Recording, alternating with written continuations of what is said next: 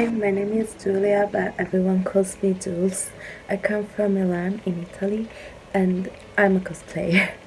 The first time I defined myself with this term was in 2013 when I took part with some friends at Lucca Comics, one of the biggest conventions in Italy and one of the most famous Italian conventions in Europe. Um, During this convention, I basically went with my Halloween costume for that year, which was a sort of original revisitation of Isabel Lightfoot from Shadowhunters. I didn't wear a wig, the dress was wrong, I didn't wear contact, all I did was to took an eyeliner and draw marks on my skin. That was my cosplay, alongside with a pair of heels boots and mid-thigh dress.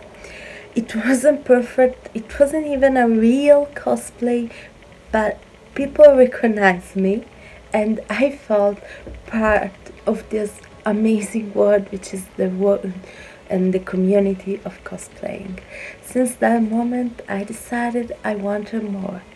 The first real cosplay ever done is dated back in 2016, I think, when I watched Frozen and I completely fell in love with Queen Elsa.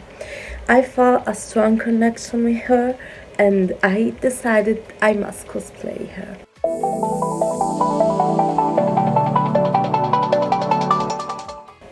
Which is why the moment I came back from the cinema, I brought the dress, which is sadly really uncomfortable to wear at cons, but still I love it. I started to consider cosplay in a more serious/professional way when some years after another friend told me every time I see Scarlett Johansson, I think about you. I think you two are very similar.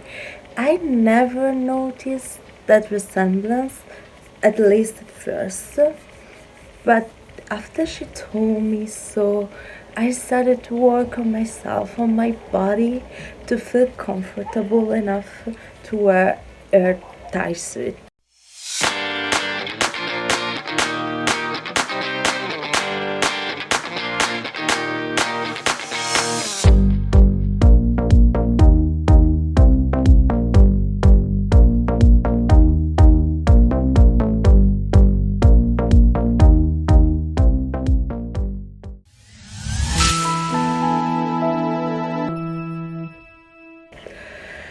I mean, I wouldn't say it's something that you must do to cosplay, but back in the day, I wasn't so sure about it, and there was I don't want people to think I'm putting myself on show. I was wrong. Right now, I think that everyone can cosplay whatever character they prefer without having to look like them, to have the same body type they have, or the same skin color or gender.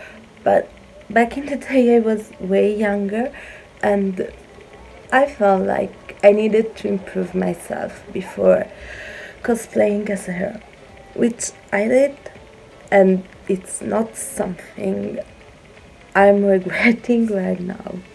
It made me fall in love with cosplaying the character, which was someone I've always loved since the first time I saw her in Iron Man 2.